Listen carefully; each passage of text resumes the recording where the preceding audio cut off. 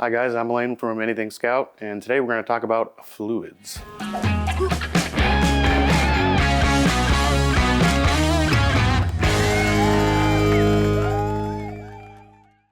Alright, well we're here today to talk about how to check all the fluid levels on your Scout. This here is a stock 345 setup.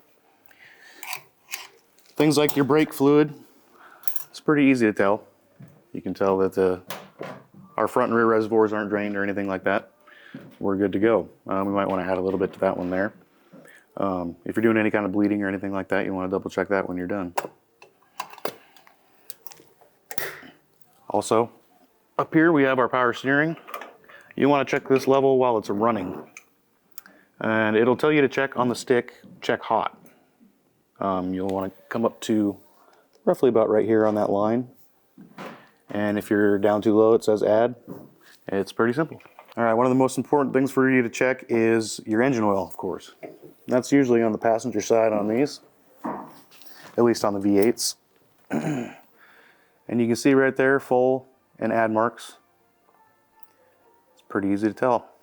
And here's the locations on everything underneath the hood here for you. Your brake master cylinder right here. You can just pop the cap on that to look at that. You got your power steering up here on this side if your truck is equipped. Now, an important thing is right down here is your oil dipstick, not to be confused with your transmission dipstick. If you have an automatic like this 727, it's going to be back here on the right rear of the engine. And sometimes it's kind of tucked in behind the heater hoses and stuff, but you don't want to mix your oil and your transmission fluid up.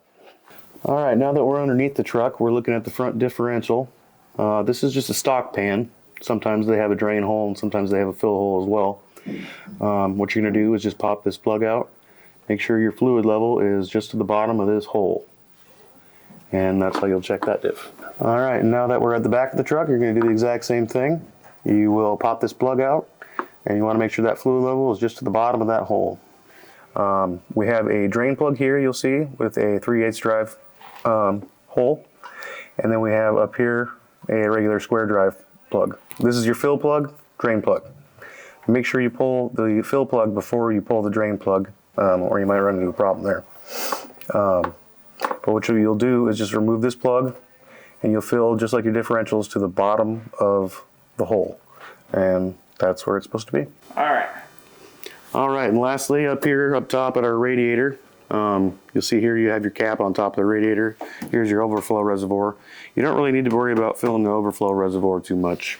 But when the engine is cool and the radiator is cool, then it's safe to take this cap off without having any back pressure.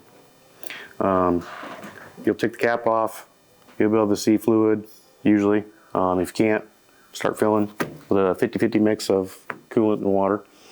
Once it gets up to the top, you can put your cap back on and run it.